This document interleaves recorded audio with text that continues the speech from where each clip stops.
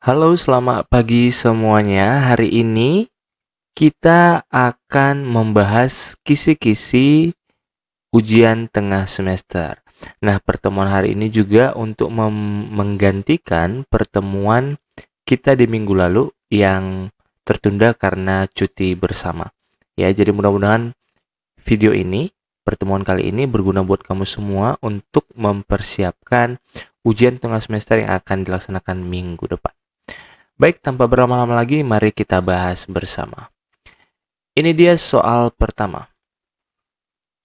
Sebuah mobil biru bergerak dengan kecepatan konstan, artinya dia bergerak dengan kecepatan tetap 10 meter per sekon, melewati mobil merah yang sedang berhenti. Oke. Sesaat setelah mobil biru melewati mobil merah tersebut melaju dengan percepatan 4 meter per sekon pangkat 2. Artinya, mobil kedua melakukan gerak lurus berubah beraturan karena ada percepatannya. Berusaha menyusul mobil biru. Tentukan waktu yang dibutuhkan mobil merah untuk menyusul mobil biru, serta berapa jarak yang ditempuhnya. Oke, jadi dari soal ini kita bisa lihat ada dua buah kondisi. Yang pertama ini kecepatan konstan berarti ada GLB. Lalu di sini ada percepatan yang tetap berarti GLBB. Oke, untuk lebih bisa memahaminya, kita lihat ilustrasi berikut ini. Ya, jadi kamu bisa lihat bahwa di sini mobil biru itu bergerak dengan kecepatan konstan. Kamu bisa lihat dari jarak antar titik yang tetap. Dan kamu bisa lihat juga dari grafik yang ditunjukkan. Ya. Dan mobil merah itu dari keadaan berhenti lalu bergerak dengan percepatan tetap. Lihat, makin lama makin cepat, kamu bisa lihat dari jarak antar titiknya makin lama makin lebar. Gitu ya. Dan pertanyaannya, memerlukan waktu berapa lama mobil merah menyusul mobil biru, lalu jarak tempuhnya berapa? Oke, mari kita bahas. Nah, untuk mengerjakan soal seperti ini, saya selalu sarankan Anda semua untuk menuliskan apa yang diketahui terlebih dahulu. Sehingga kita bisa tahu kemana arah jalan soal ini. Gitu ya. Pertama, tulis diketahui dulu. Ya, yang kita lihat mobil biru dulu deh. Untuk mobil biru, kita tahu dia bergerak dengan kecepatan konstan tadi kan. Maka V-nya 10 tadi. 10 meter per sekon.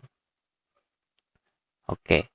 Hanya itu yang diketahui dari mobil biru. Nah, sekarang kita pindah ke mobil merah. Kalau kamu lihat tadi, mobil merah itu, lihat, mobil merah itu bergerak dengan percepatan konstan dan mula-mula dia diam. Ya, dia mula-mula diam. Jika benda mula-mula diam, maka bisa kita simpulkan bahwa kecepatan awalnya ya itu 0 meter per sekon karena dia mula-mula diam. Oke. Nah, lalu tadi diketahui di soal percepatannya ada, yaitu 4 meter per sekon pangkat 2. Oke. Nah, lalu apalagi yang diketahui? Udah, itu aja. Sekarang kita lihat apa yang ditanya. Memerlukan waktu berapa lama? Berarti yang ditanya pertama kali itu ya adalah waktu yang dibutuhkan si merah. Ini ada dua yang ditanya ya.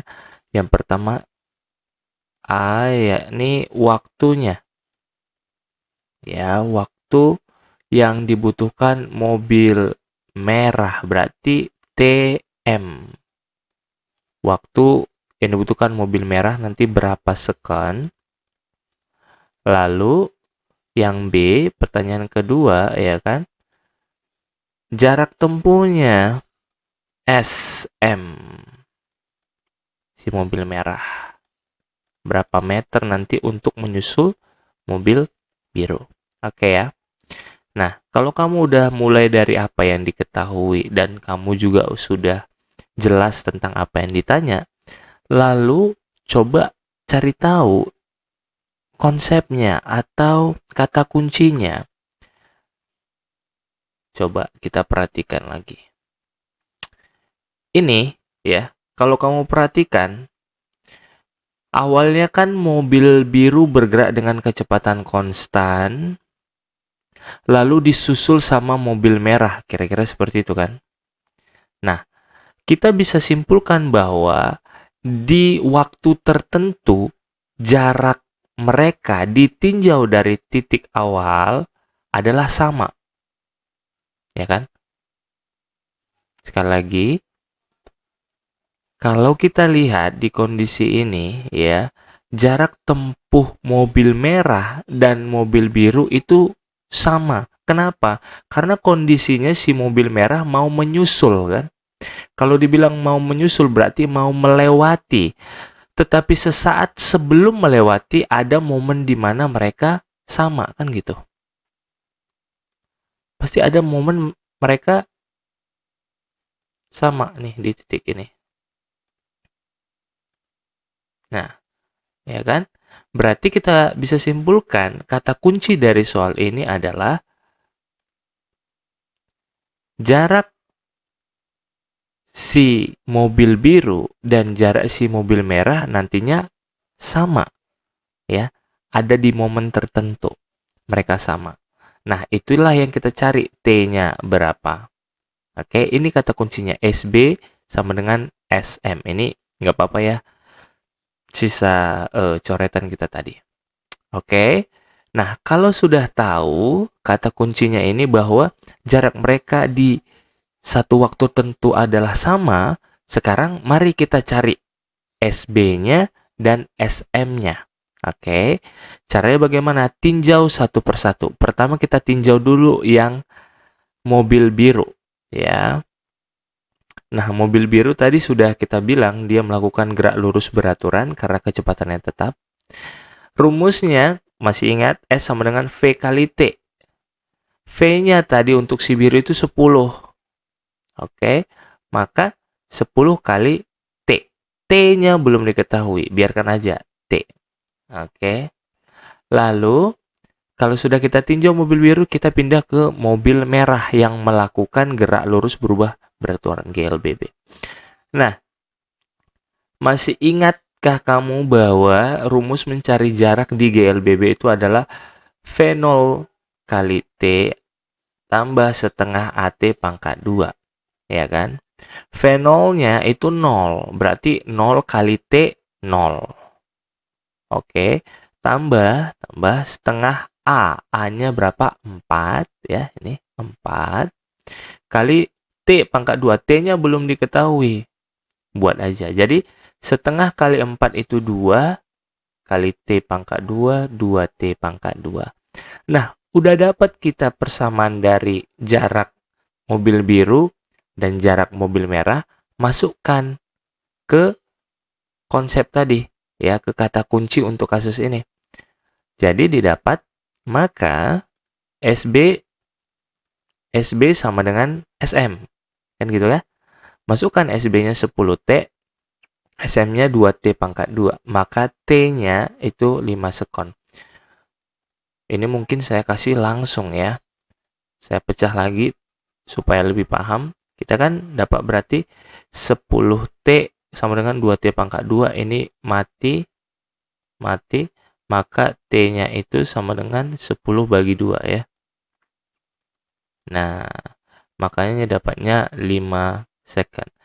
Nah, jadi waktu yang dibutuhkan mobil merah untuk menyusul mobil biru adalah 5 second. Kalau sudah dapat waktunya, kita udah bisa nyari jaraknya nih, SM. Kan ini persamaan SM kan? Kamu tinggal masukkan aja T-nya ke sini. Ya. Jadi